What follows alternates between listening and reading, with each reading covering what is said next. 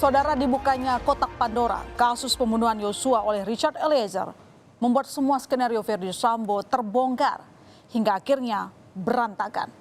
Dan hari ini Verdi Sambo duduk di kursi saksi. Pertanyaannya, apakah di kursi saksi ini Sambo berkata jujur atau justru masih membangun skenario untuk menambal kegagalan sebelumnya? Di kursi saksi Pengadilan Negeri Jakarta Selatan, Verdi Sambo membeberkan kronologi dan alasan mengapa pembunuhan Yosua ini terjadi, yakni dipicu karena Yosua melecehkan sang istri Putri Chandrawati saat di Magelang. Tapi setelah sidang demi sidang berlalu dan banyak keterangan saksi dihadirkan, pertanyaannya, apakah benar ada pelecehan di Magelang? Kalau kita mengingat lagi saudara, tak ada saksi yang melihat peristiwa itu, baik Kuat, Ricky, Eliezer atau Susi. Selain itu dari keterangan Ricky Rizal, pasca keributan di Magelang, Putri masih sempat bertemu dengan Yosua dan berbincang di kamar. Dan yang membuat hakim menilai janggal terkait sikap atau reaksi Sambo usai mendapat laporan dari istrinya tentang peristiwa di Magelang. Pasalnya, meski merasa khawatir, Sambo nyatanya malah pergi untuk main bulu tangkis. Saya tidak pernah mendengar istri saya mengeluh atau bercerita sampai nangis itu. Dan saudara agak khawatir. Khawatir. Tapi pada saat yang sama saudara main bulu tangkis bisa. Karena saya tidak berpikir akan sefatal ini kejadian. Bukan, maksud saya ini bertolak belakang. Saya hanya mempersiapkan dulu yang mulia, karena diberitahunya pas sidang kode etik itu siang harinya. Karena memang malam itu memang biasanya rutin untuk kegiatan bulu tangkis. Oke. Hakim sepertinya mengendus ada narasi yang tengah dibangun Verdi Sambo jika pembunuhan Yosua dilakukan secara spontan.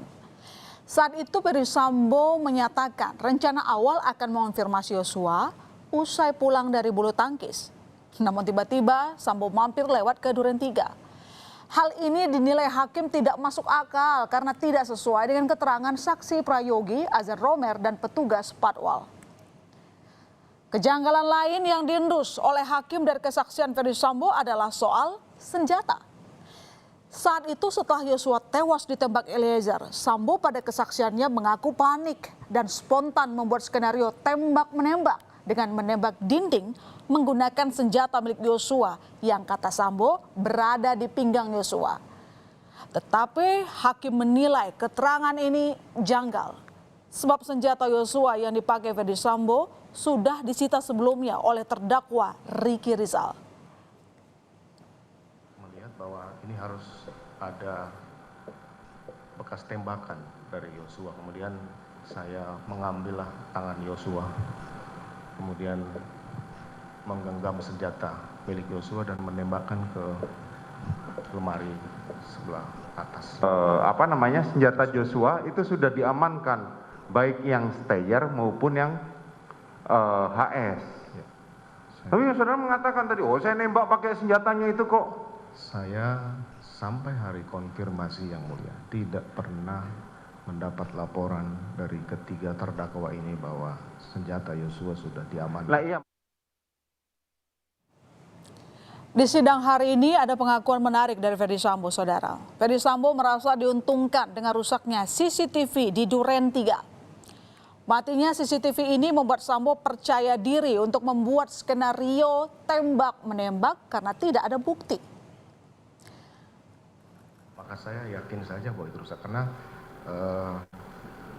saya tidak tahu, saya percaya aja seandainya itu hidup itu pasti tidak akan seperti ini. Kemudian saya tahunya itu pasti rusak pada saat olah TKP kedua ya mulia. Pada saat olah TKP yang kedua. Beruntung itu rusak. Kalau itu tidak rusak pasti saya juga tidak akan berani membuat cerita seperti ini. Kalau tidak rusak saya tidak akan berani seperti ini.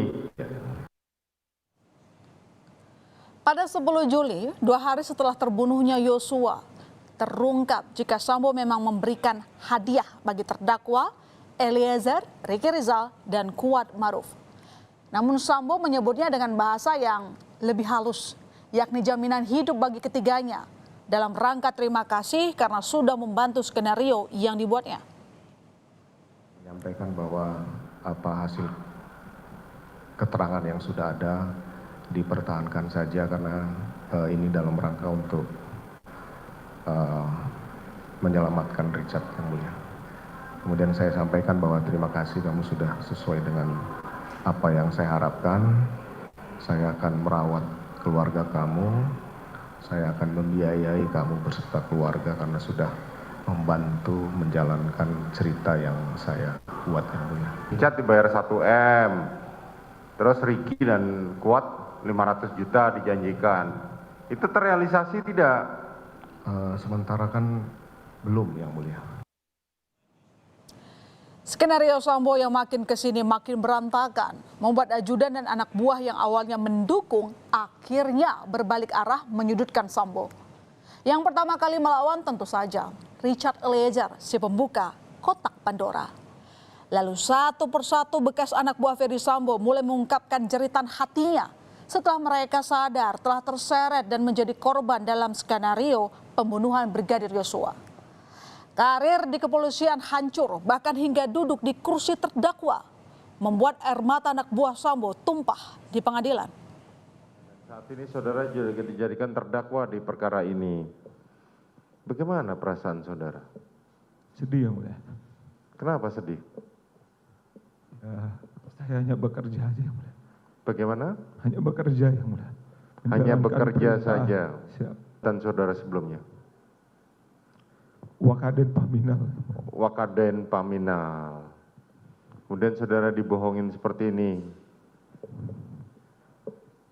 Saudara sudah di PTDH dan sekarang saudara menjalani pidananya.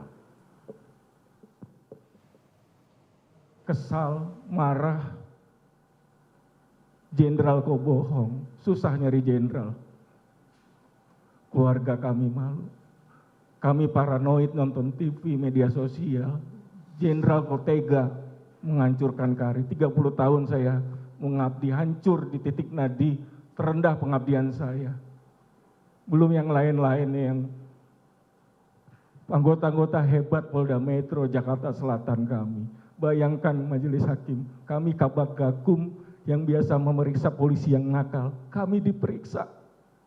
Bayangkan majelis hakim bagaimana keluarga kami. Ada yang melawan, ada pula yang tetap setia berdiri di sisi Ferdy Sambo, yakni Ricky Rizal dan Kuat Maruf. Meski berulang kali diragukan dan diperingatkan oleh majelis hakim, Ricky dan Kuat tetap kekeh pada kesaksiannya yang tak jauh berbeda dengan kesaksian Ferdy Sambo. Ada pepatah yang tepat menggambarkan hancurnya skenario Sambo ini. Sepintar-pintarnya bangkai ditutupi, bau busuknya tetap tercium juga. Serapi-rapinya Ferdy Sambo berusaha menutupi kejahatannya. Pada akhirnya kebenaran yang akan membongkarnya.